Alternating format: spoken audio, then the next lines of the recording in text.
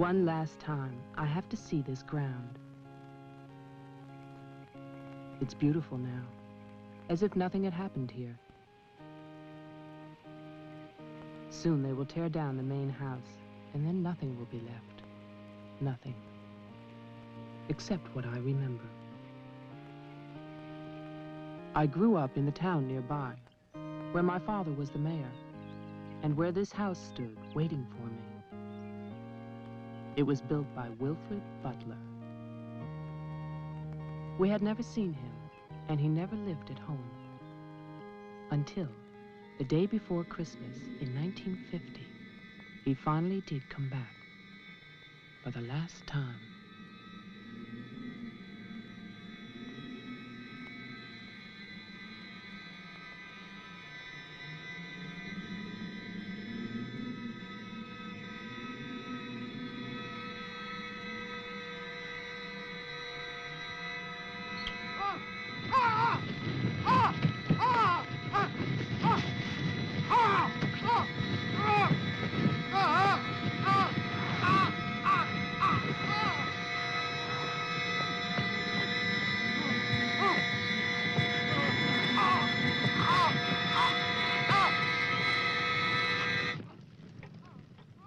All of us believed that his death was an accident.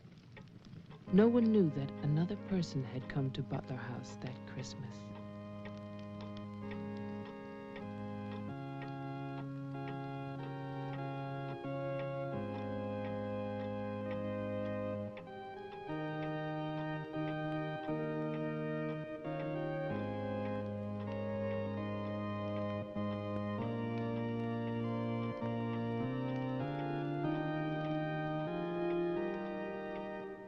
As Deputy Coroner of the County of Arlington, State of Massachusetts, I hereby find, upon evidence of an autopsy conducted by the medical examiner of this county, that the deceased, Wilfred Butler, died as a result of burns inflicted accidentally upon himself on his own premises during the afternoon of December 24th, 1950. No further inquiry shall be held over the body of the deceased, and this inquest is officially closed. All is calm, all is bright, round yon virgin mother and child.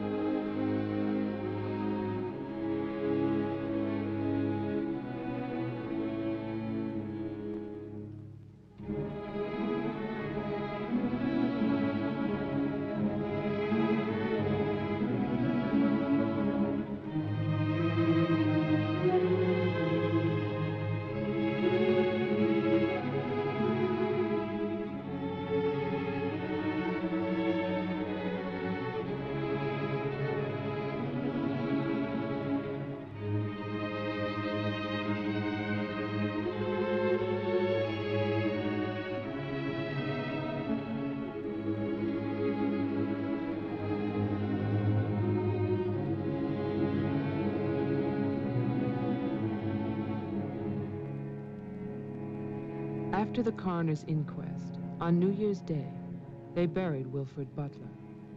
There was no one there to mourn him. It was the funeral of a stranger.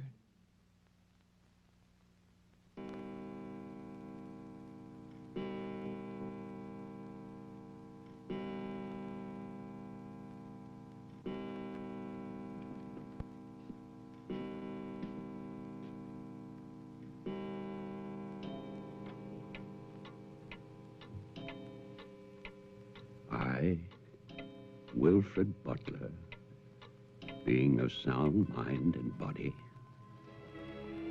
at least what the world considers sound, do hereby leave my house and its grounds and all personal effects within that house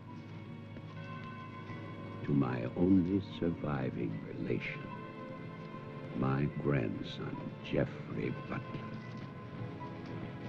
And I solemnly charge him with one duty. Let him leave the house as I left it, standing untouched to remind the world of its inhumanity and cruelty. For 20 years, that house lay empty, exactly as Wilfred left it. And then, last year, rumors began that it was finally being sold. The newspaper story traveled through the county to a state hospital for the criminally insane.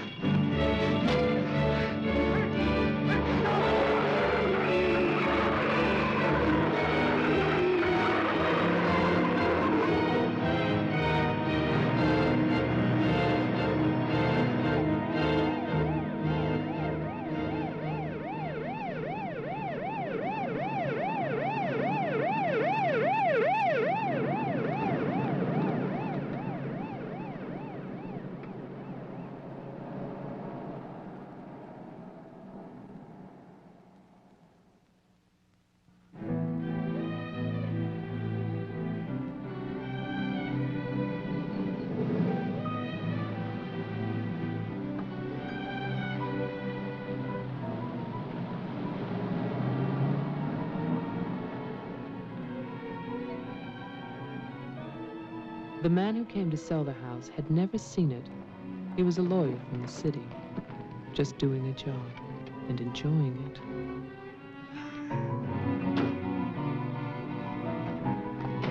Stop and look serious, please. Oh, you're hopeless.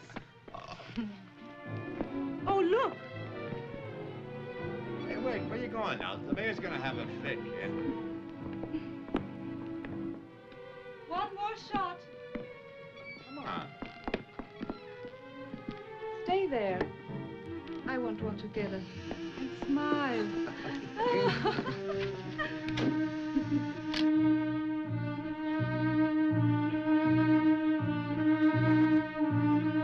For all the news as it happens, stay tuned to WLIX, your voice of the Northeast. This is Roger Fowler with local stories. First, today's headlines. A warehouse fire still rages in Elizabeth. Police suspect arson. That escaped inmate at Margaretville State Hospital still at large, still hunted by state police. And over in Roxbury, the city passes a controversial housing code.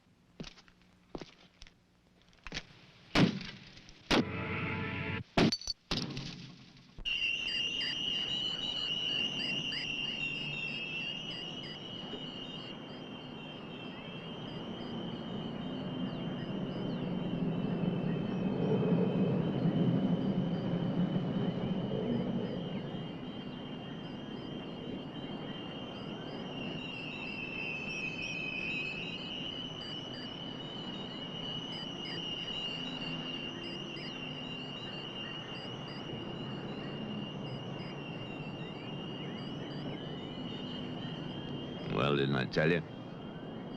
It's beautiful. Can we see the rest of it? Honey, that was it. I think the mayor's waiting for me. My love is such an important man. Right. Laura always says that. Darling, What? Don't be long. Honey, if you get bored, just look at the view. Sooner or later, that viaduct's gonna take us back home.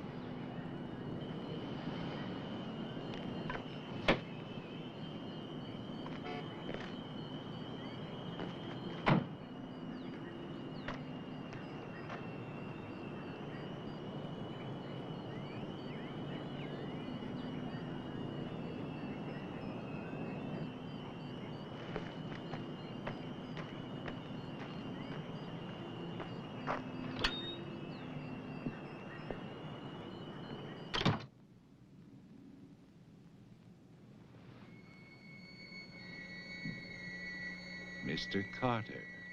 Mr. Mayor.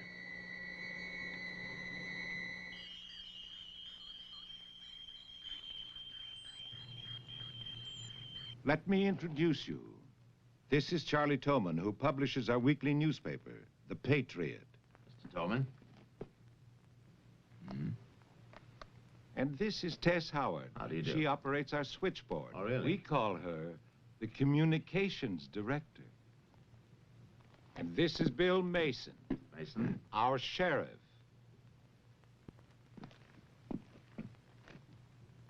Won't you sit there, Mr. Carter, at the head of the table? Thank you. I didn't expect to meet you all together. It's quite a reception.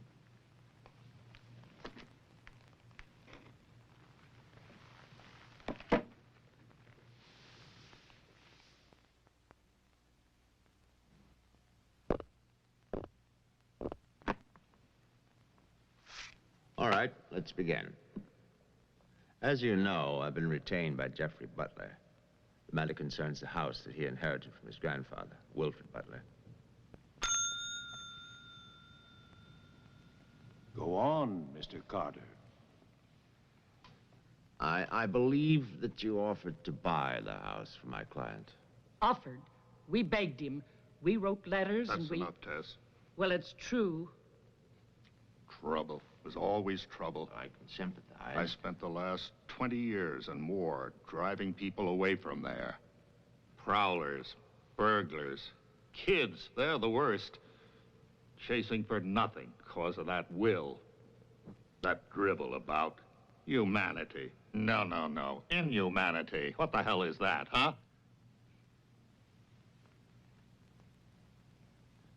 Yes, well, he was a bitter man. Hate? It must have been very hard. It must have been hate.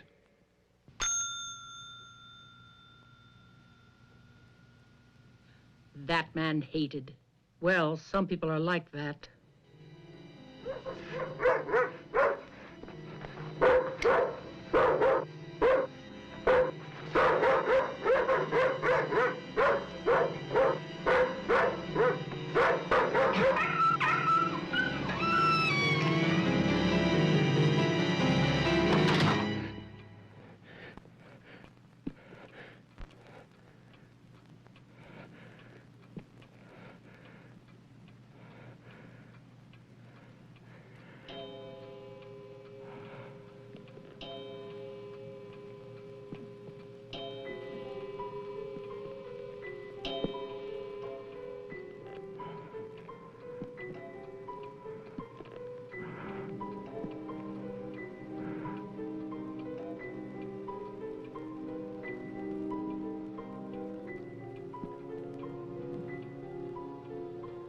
The question is, well, do you still want the house? Are you offering it to us, Mr. Carter? Exactly. Why now? Well, that's Mr. Butler's business, isn't it? You know we're not rich. Most of us came here during the Depression. But we love this town. It's our home. And naturally, you want to improve it. Exactly. My client understands that, and he fully sympathizes, and he's willing to sacrifice the house for $50,000 in cash by noon tomorrow.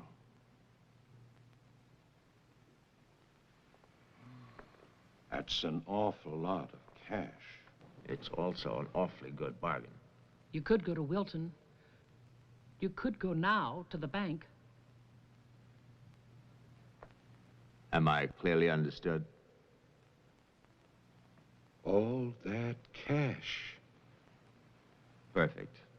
I'll wait for your answer till tomorrow. You're spending the night here? Yes. May I ask where? At the Butler House.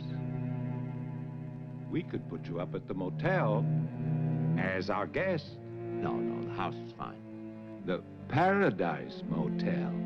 That's very kind of you, but I'm meeting Mr. Butler about some personal items. You'll want a phone. I can reconnect the line. Don't trouble, please. No trouble. You'll need a phone. Don't want to be stuck out there. Well, you've convinced me. Thank you. By the way, have you known Mr. Butler a long time?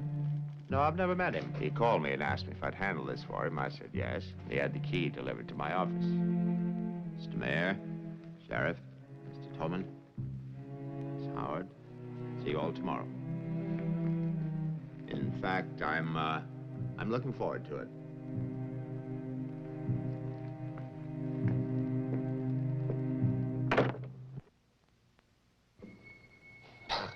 Slick, really slick. He's a big lawyer, Bill. You've got to expect that. Don't tell me about lawyers. Oh, you see the way he looked at us? You see his clothes? He's doing his job. Just don't tell me about lawyers. You know what I'd like to see? Two of them like that one talking to each other. Neither one of them would know what to believe. I love you, too. Honey, when I get home, I'm going to have a nice surprise for you. No, I can't tell you what it is now. It wouldn't be a surprise, now would it? No, I can't come home now, but it'll be very soon. Very soon. Honey, of course I miss you. Yes, I miss Mommy, too. Laura, how are you, kid?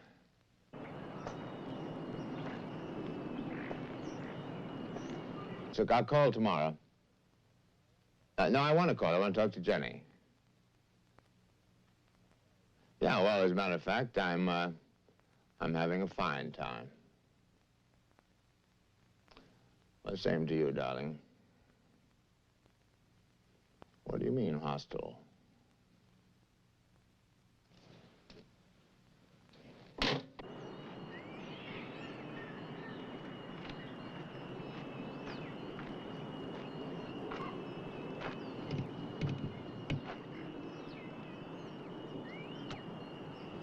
I was wondering, if we get it, what then? Tear it down. Okay. I'd better get going. Do me a favor, Tess. Call Diane, tell her I'm going to Wilton, and I'll be back late.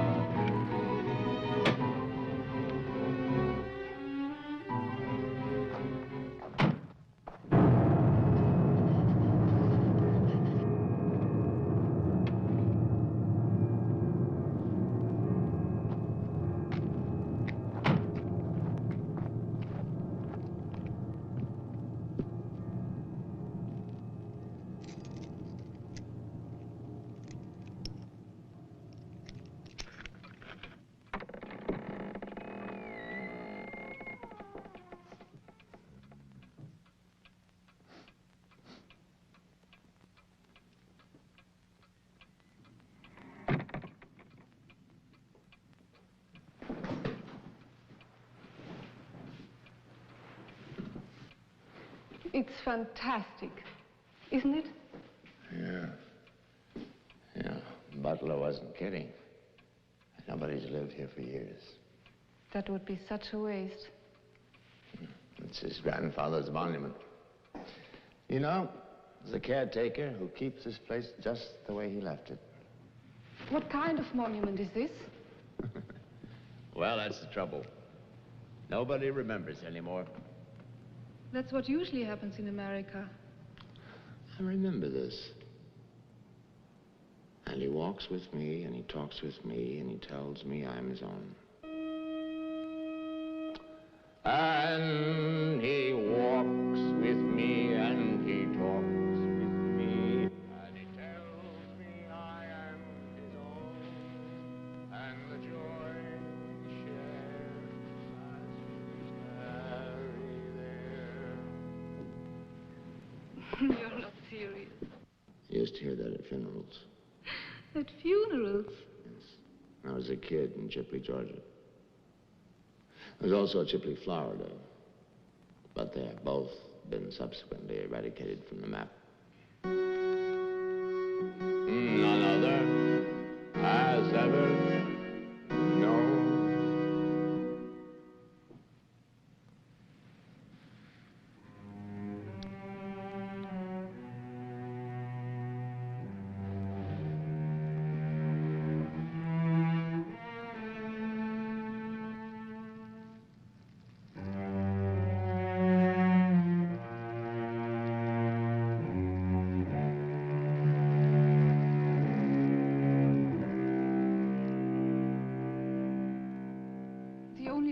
Was a delicatessen, so I brought you pastrami, salami, potato salad, macaroni, everything you like.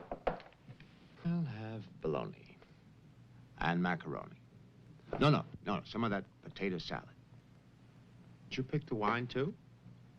The delicatessen man took a personal interest in its selection. Oh, well, we got lucky again. That's early 1970. That's hard to come by. Can I have some, too? Of course you may. Thank you.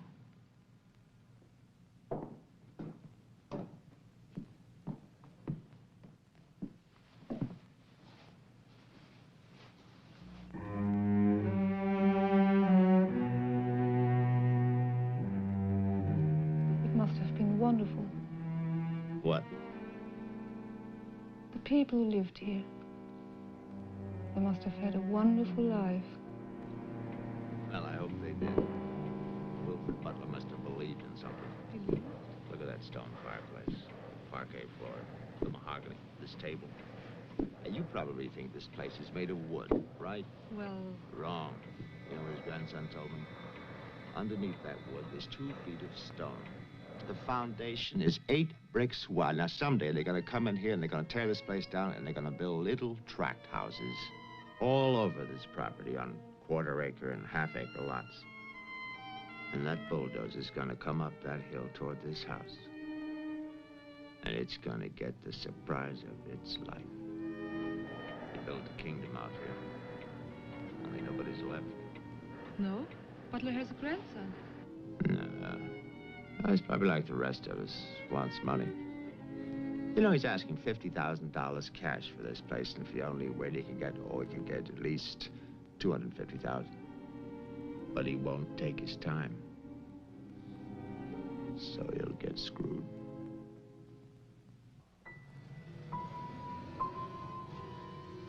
Do you want to go upstairs now? Soon. You know, one of the great pleasures in life is the pleasure of anticipating pleasure. Isn't it? We are very close now, aren't we? Sure, honey. Very close.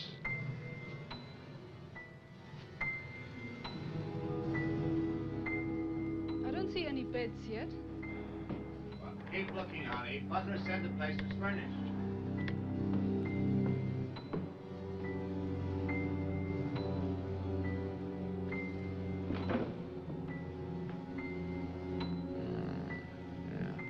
It's furnished.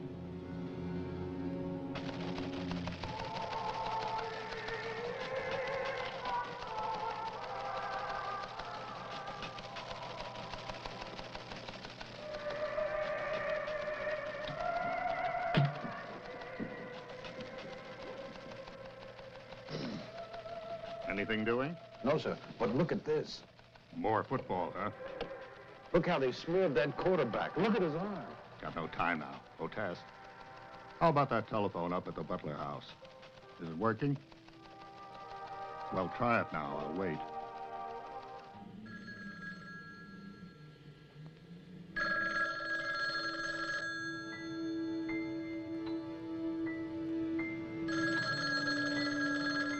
Hello? Oh, yes, Miss Howard. Yeah, the phone's working fine. Very nice of you to call. Thank you. Good night. Honey, I'm going down to the car to get some cigarettes. Be back in a minute. Okay. Don't get lonely. No, no.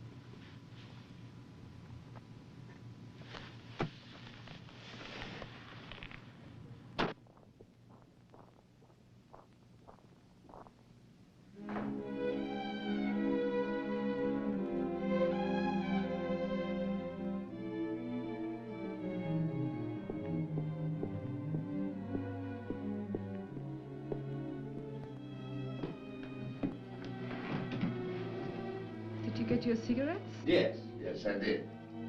May I have one? Sure. No, it's the most amazing things. These cigarettes come in these very small packages these days. Oh, that's for me? Mm-hmm. Can I open it? Oh, no. Our Christmas is day after tomorrow. Is that an order? Yes, ma'am, that's an order.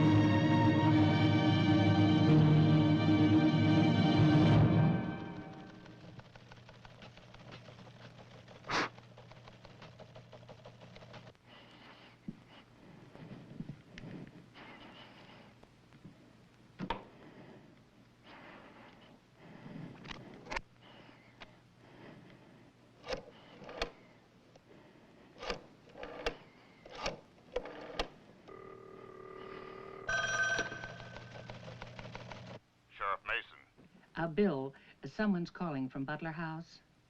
Okay, put him on. Go ahead now. Mr. Carter? I'm not Carter. Who is this? The owner. Butler. I'm worried, Sheriff. Carter's not here. Speak up, I can't hear you. I can't. I'm sick. Can you come here? What is it? What's wrong? His car's here, but he's gone. Won't you come? Okay, okay. Now you stay put in that house. I'll wait for you. Please, hurry. I'm afraid. Now take it easy. I'm coming.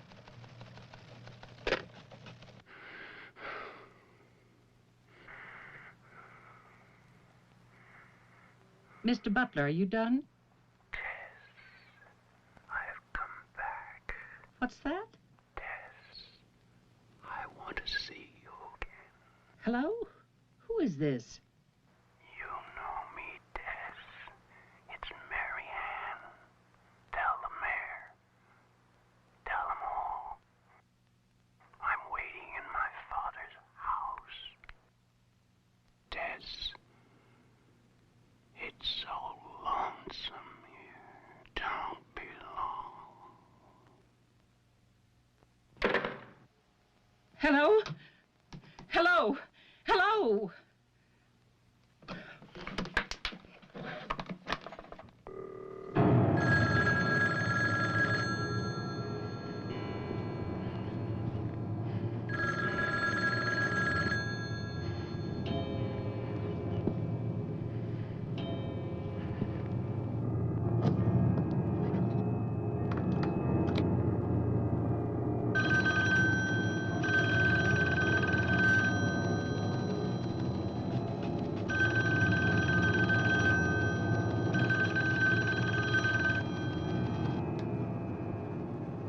Oh, my God, where is everybody?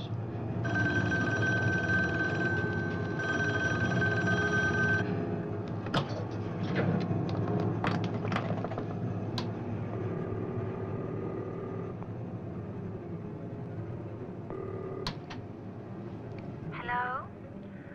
Oh, Maggie, thank goodness. What is it, Tess? Something's come up. Something urgent. Can you start early? Oh, honey, I'm watching TV. Maggie Daly, you get yourself over here. What is it? Just get moving, Maggie. Just please hurry.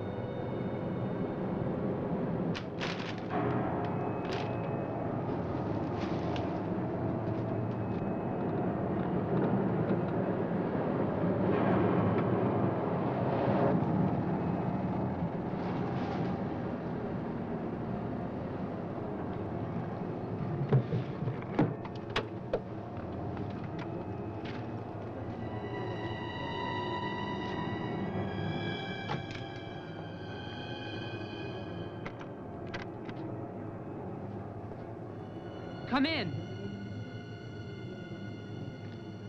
It's open. Okay, mister, that's far enough. What do you want here? Mayor, Try again. My father's not home. And don't move. you want me to put my hands up? No. Just stay there. What are you staring at? I seem to remember you from the road. That's why I'm holding a gun. You scare me. Well, that makes sense. Thanks. Does everybody carry one here? You can ask the sheriff when he gets here. I'll call him. I'm sorry to disappoint you, but the sheriff's office is empty.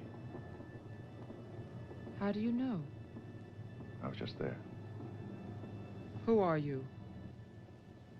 Jeffrey Butler.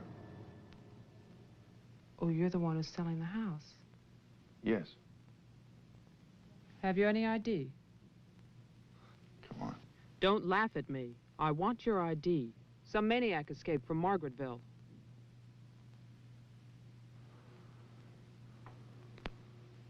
Okay.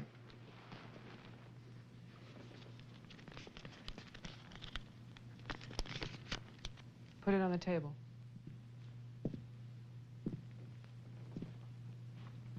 Now go back.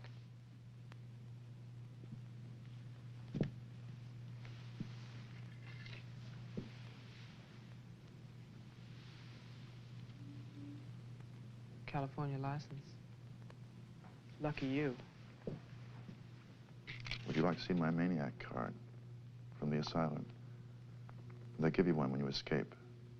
There's a big scarlet M on it so people won't get confused. Okay. Look, I'm sorry about the gun. My father's in Wilton getting your money. All I want to do is to get into my house. The sheriff's deputy might have a key. He's about the only one I know of. Well, where's he? You go down the road about 1.5 miles till you come to a white house with a white fence, and then you can't miss it. Thanks. That's okay. Merry Christmas. Same to you.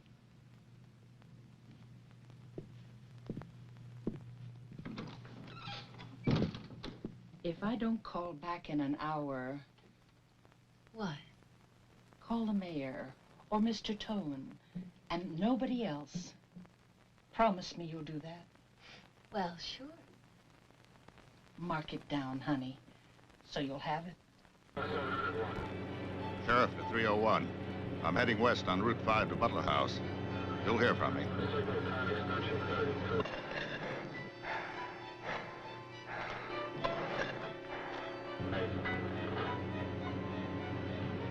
What the hell? What's that light out there?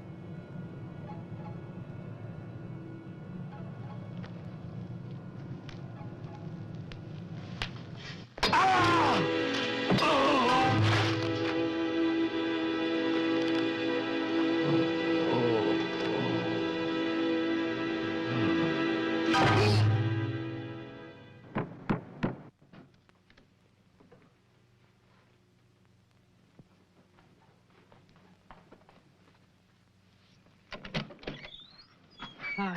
Hi. Did you find the deputy? No, I wasn't there. Oh. I was thinking, isn't your lawyer supposed to be at the house? The door was locked. His car was there, so I borrowed it. You mean you stole a car? Yeah. Keeping it warm. What if he needs it? Let him find me. Who's coming to dinner? Oh, Daddy. We always have dinner every Thursday. Do you want something? No, I ate Paradise Motel. Yeah, I know. It's awful.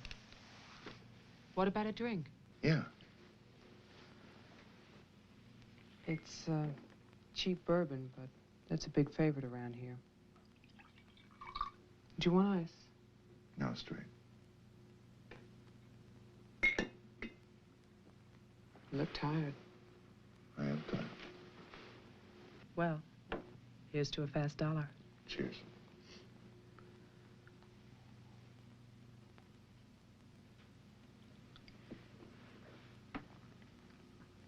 Why did you decide to sell the house? Needed the cash. After all these years? I need it now. Huh. What's it like on the inside? You know, I've never seen the inside. When I was a child, my father told me to stay away from it, for something terrible might happen. Sort of like a haunted house. I haven't seen it either. You're gonna sell it and you've never seen it? Yeah. I don't know. It's too bad. It's about the only place to see around here. Oh, I forgot. Someone keeps calling with a message for my father. She says that she's waiting at your house, in the reception room. What woman is waiting in my house in the reception room? Oh, I don't know. It's not a voice that I know. I better go out there. Can I come too? What for? I'm pushy. I suppose you'll be going back to California soon. California? You said you lived there, remember? No, I'll be traveling. Jeff, look. It's the sheriff's car.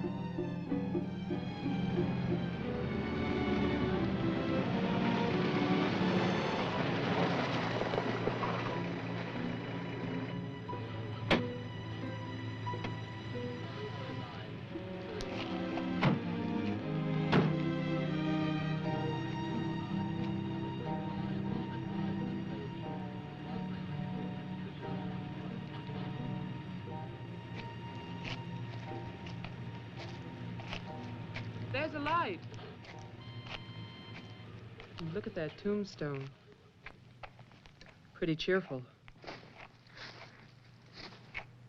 Who bears the cross shall wear the crown. Wilfred Butler. My grandfather. Oh.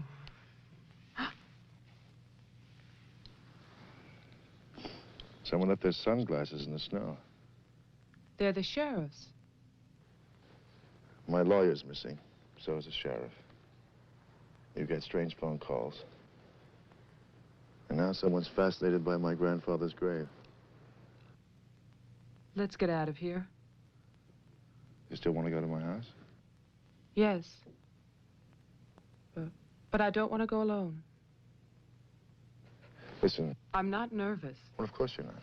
Oh, it's the cold. I'm shaking from it. Let's get out of here. Okay. We'll get help in town. It's 10 minutes drive.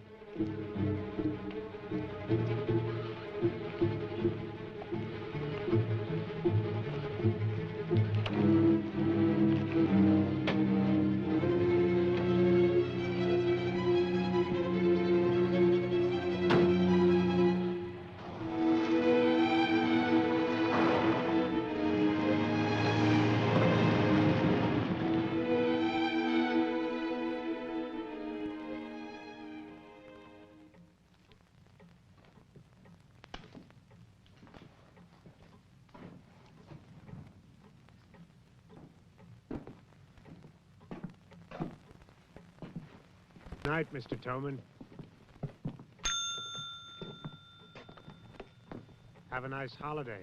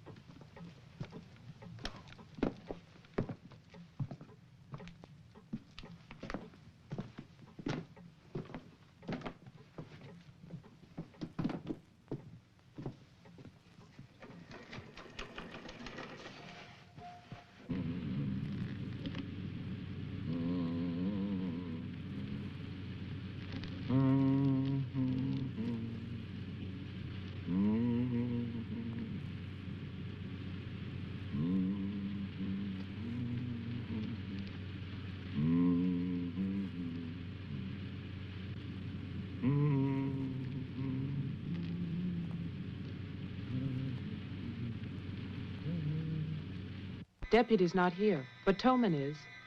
Who's Tolman? Come on, you'll see.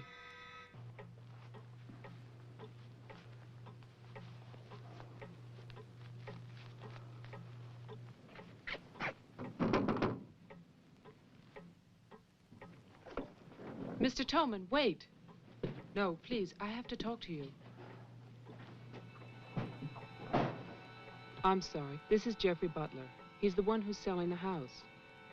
He can't get inside the place. And my father's gone to Wilton. So we wondered...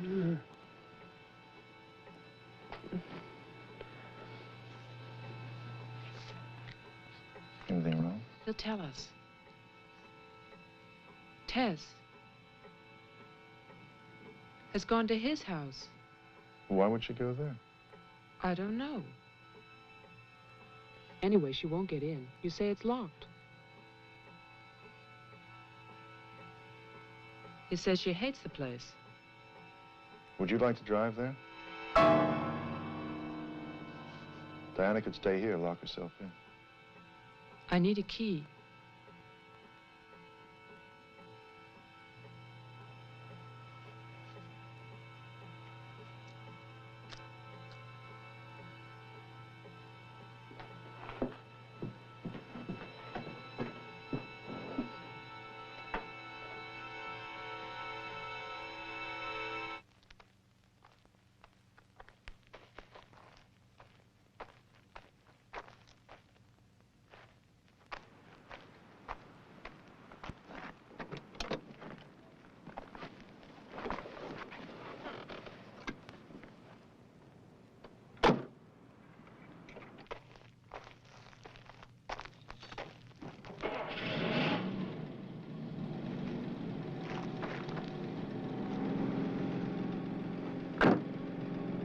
Oh, man, this isn't my house. It's Tess's.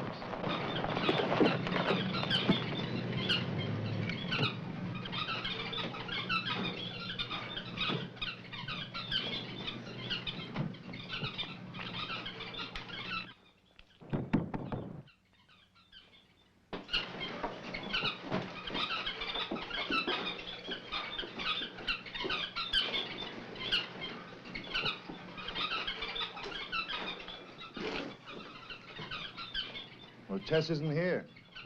Are you satisfied? She must have gone to my place.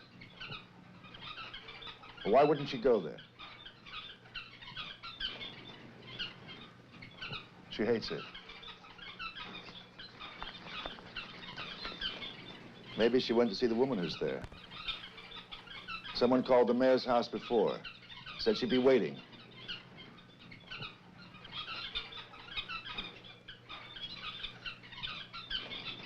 What is it?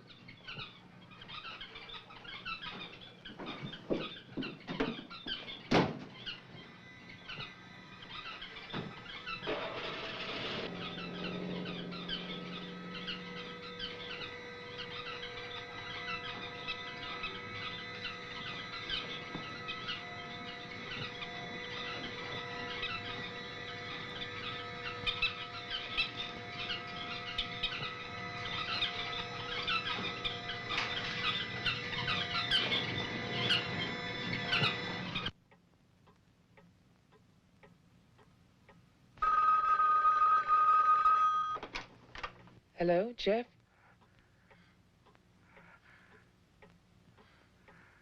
Hello? Is anybody there? Who is this? I'm Diane Adams. I spoke to you before. Bring your father to the house. This is Marianne. Tell him I have the diary. I'm waiting. Who are you? He'll know. Christmas Eve, 1935. Hello? Hello?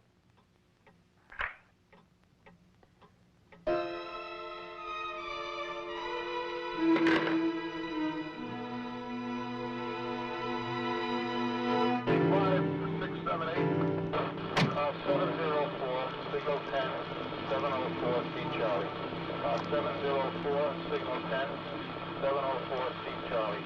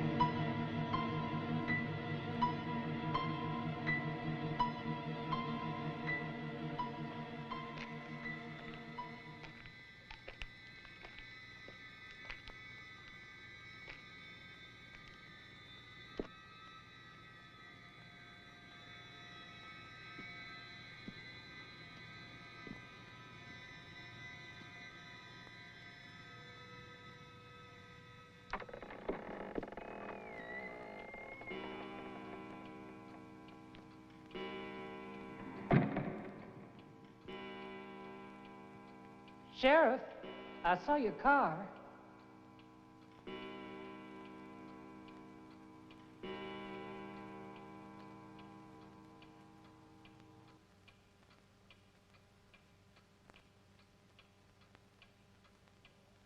Bill? Is that you?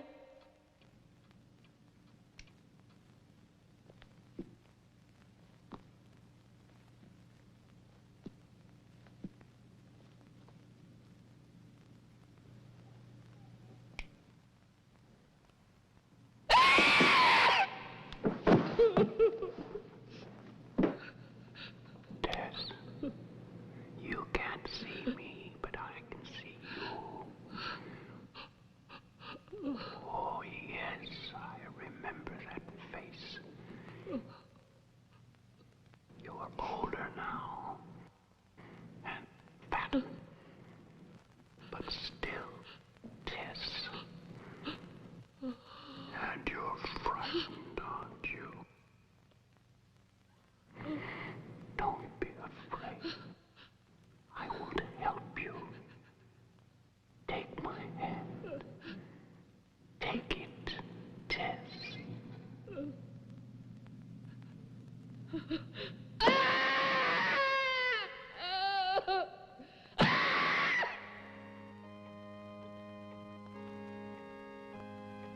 The person on the telephone said 1935, Christmas Eve. But that's not the beginning. In 1927, Butler House was restored by Wilfred Butler. After that, I find social notes, parties, nothing special. Then, in 1930, Butler's wife, Catherine, dies of tuberculosis. In August 1933, it starts. Wilfred Butler's daughter is cruelly attacked and raped. Her name is Mary Ann, the same name as the caller who left those messages tonight. She's 15 then. On May 2nd, 1934, Mary Ann Butler gives birth to a son, Jeffrey Butler. Jeff. Early in 1935, Butler House is turned over to a Dr. Robinson as an asylum for mental patients. And then Butler goes on to say that he has committed his own daughter. Mary Ann will live at the asylum. There's no end to this story. It's been carefully cut out of all the papers. Why would Toman do that?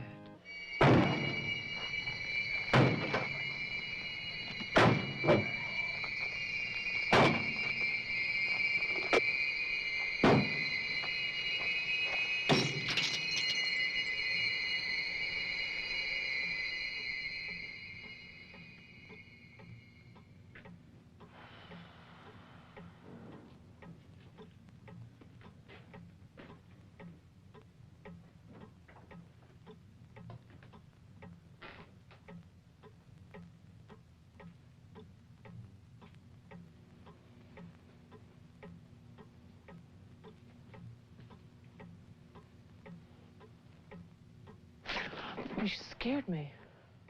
Oh, what happened? What happened is, Tess has 40 bird cages. Toman is hysterical. Everybody's at my house but me. It's cold outside and you forgot to lock the door. Jeff, how old are you? How old am I? You mean, how many years have I lived? No. There's a lot in the paper about your family. I don't want to talk about my family. Wait a minute. There's a woman calling, and she says her name is Mary Ann. That was your mother's name, wasn't it? My mother died in childbirth. That's when I started traveling. It's not what the papers say. What's your point? I just thought that you should read something for your own good. Nothing you could tell me about my past or future would be for my own good.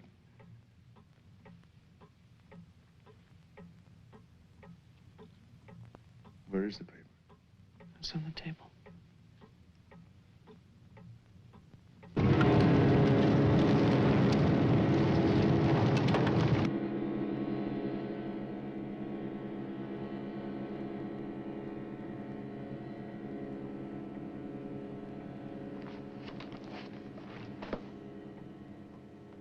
It's so stupid to lie. I missed the whole event. Jeff, maybe your mother's still alive. Maybe she's waiting for you at the house. I don't know.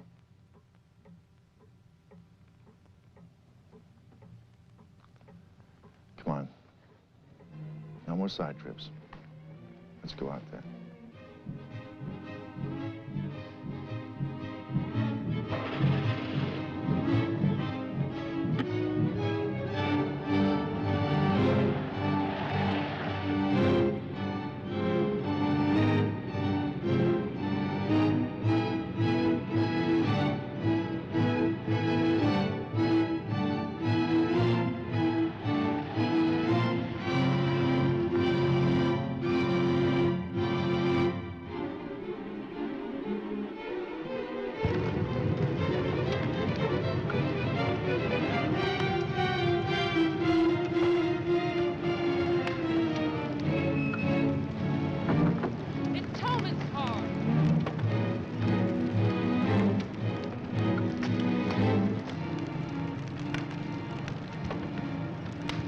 It's empty.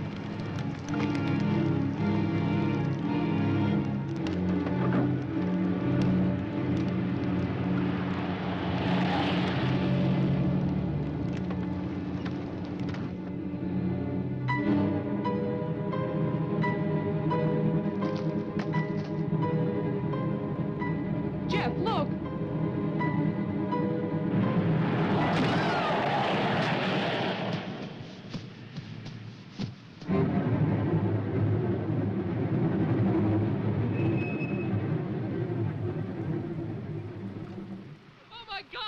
Stay back! It's Toman! Stay back!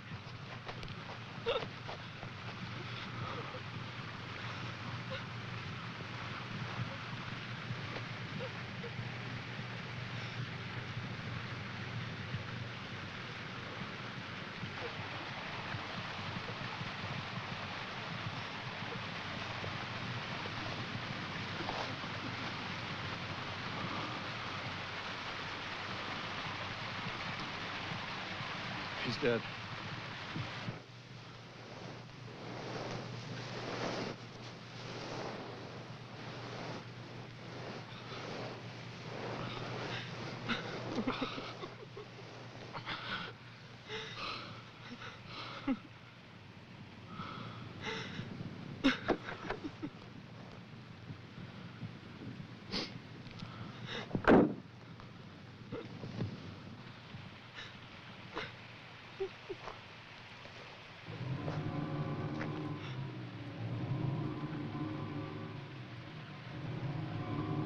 His hands.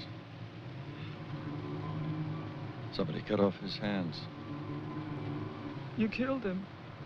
You killed Toman. He's asking for help. You killed him. Get in the car.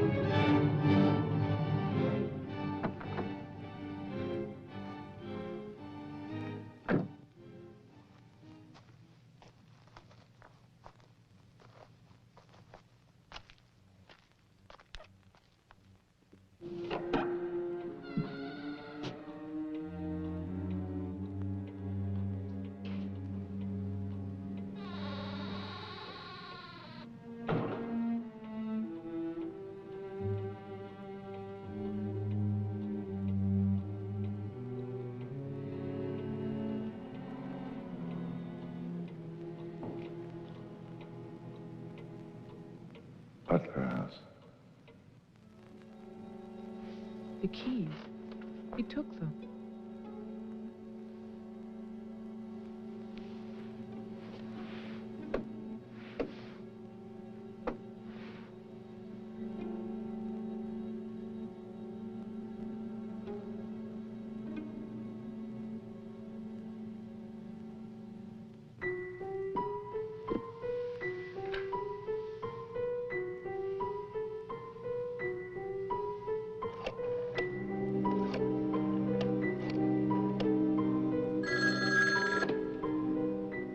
Hello?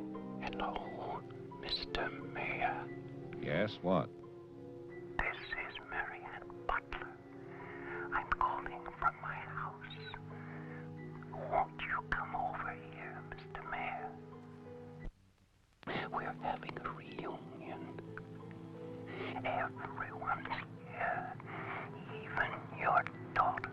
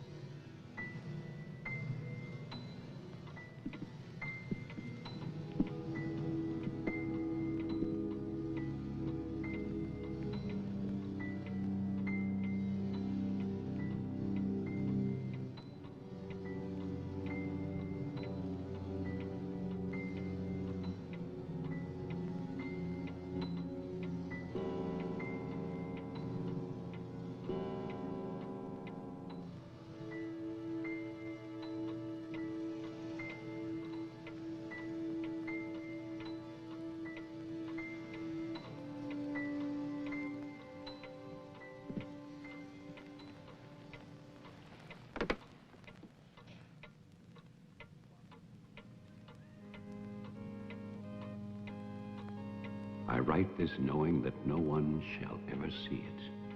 Not my beloved daughter, or even my grandson, Jeffrey.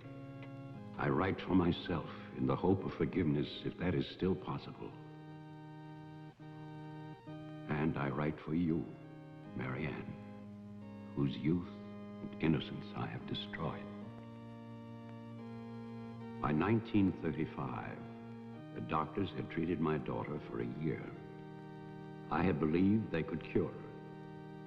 The child, Jeffrey, was taken from us and sent to California. I turned my house into an asylum. I brought doctors to live there. I welcomed other patients. Useless. All of it.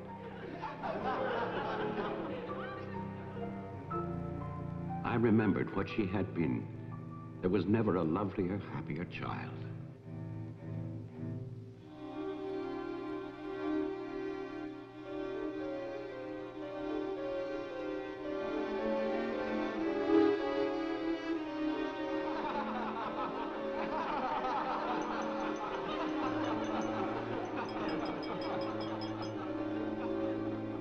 Ladies and gentlemen, now quiet, please. I propose a toast. Doctor, please. By Christmas of the first year, I knew that I must act, not for myself, but for my helpless child. Led him to create this institution. Our friend... I had no plan. All I knew was that I must take her from these men with their promises, their lies. Shall we?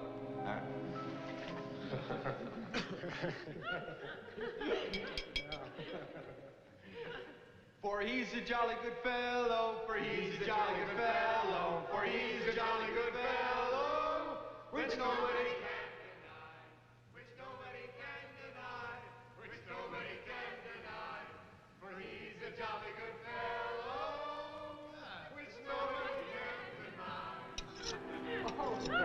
I knew that they would gorge themselves into a stupor that afternoon. It was their celebration. I expected no less. Since they had come into my house, they had acted as if they owned it.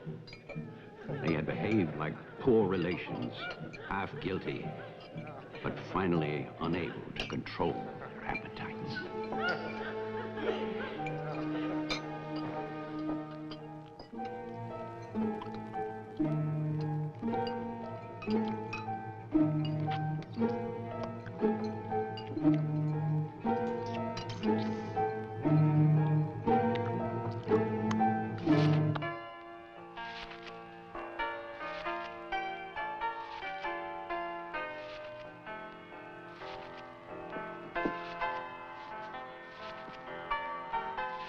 After dinner, they danced and drank as they usually did. All the time, Robinson would smile and reassure me. They expected me to believe, because I had no choice. Wilfred, trust me. He really believed Marianne would be well. He saw a light. There is a light at the end of a long tunnel. Believe me. There is a light at the end of a long tunnel.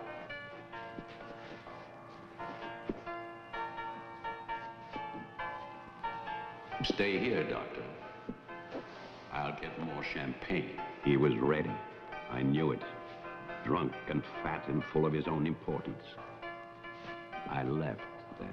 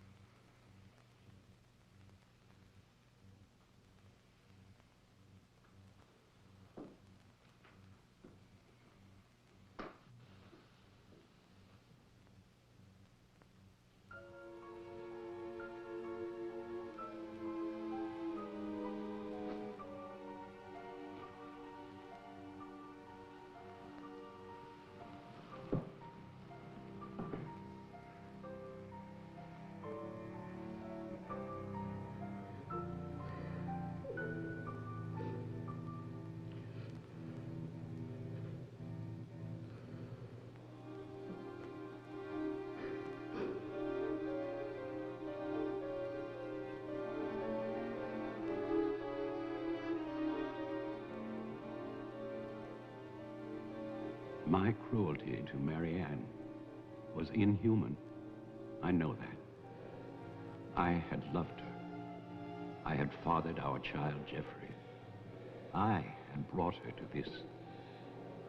But I swear that on that afternoon, all I wanted was to save my child.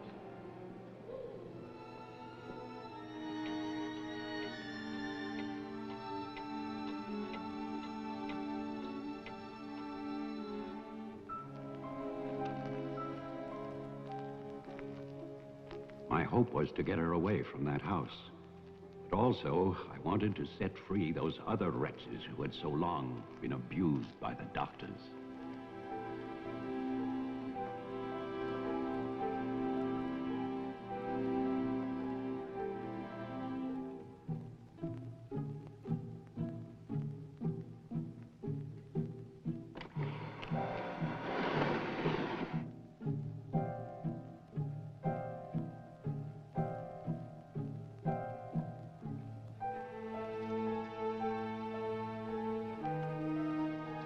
I knew what they might do if these inmates were freed. And this is my guilt. I knew, and still I freed them.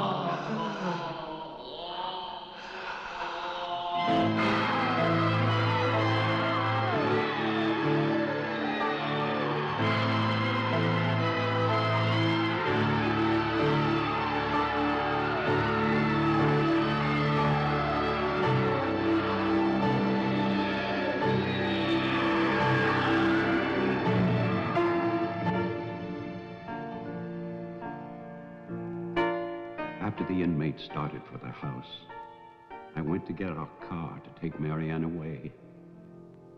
I do not know exactly when she slipped away from me. I assume that when they saw her in the dining room, the inmates believed her to be part of that household which they hated. And so, they killed her. Later, there was a celebration. And then most of the inmates fled. I don't know where. But I shall never forget what they did to my child. Since that Christmas, I have lived in prisons and asylums. Lived anonymously, as an animal. I have wandered in bitterness until all seasons have become as one. And that is a season of vengeance.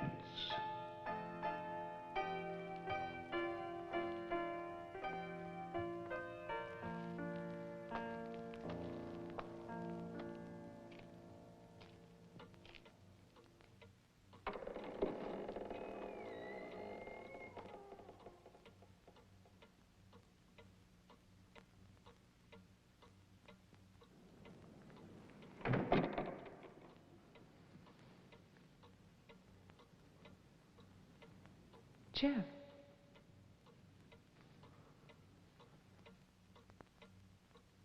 Jeff? Wilfred Butler is still alive. This is still his house. Your grandfather died in 1950. He was burned to death in this house. My grandfather poured gasoline over a squatter he found here. The town wanted to believe he was dead. They still do.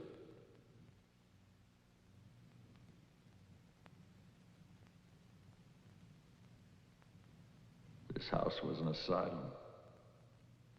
There was a massacre by the inmates. Tess, Tolman, the sheriff. Your father. No.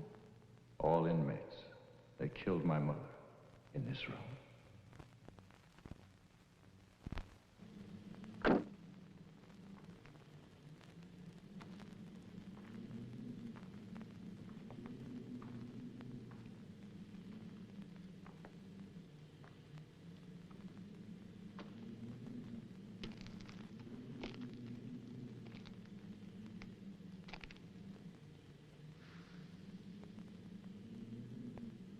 Who's that?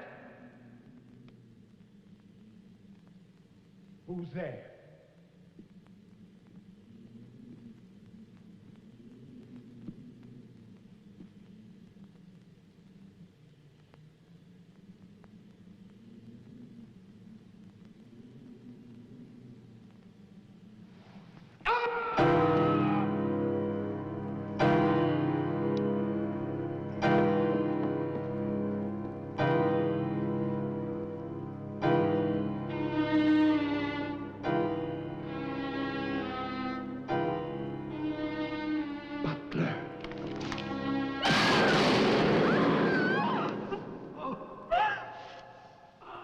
Oh, no. No. My God, no.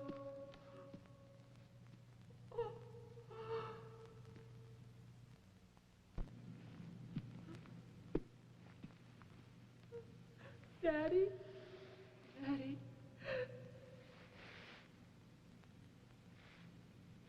Diane?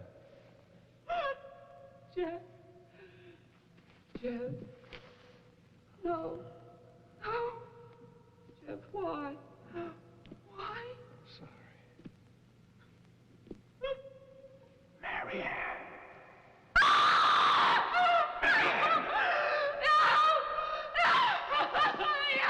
Don't run away. Don't. I'm your father. Don't be afraid. I won't hurt you. Please. It's all right. I won't hurt you. I need you. I want to see you. I waited for you.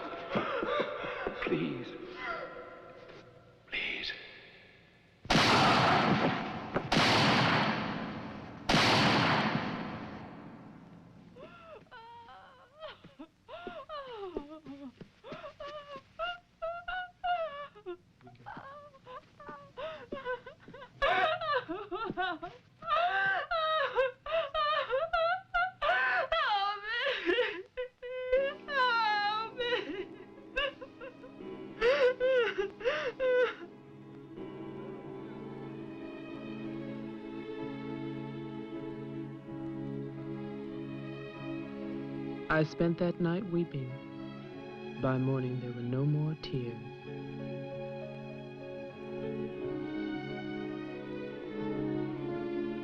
I know that my father and Jeffrey both thought they were shooting at killers, but they were simply the last victims in that house of victims.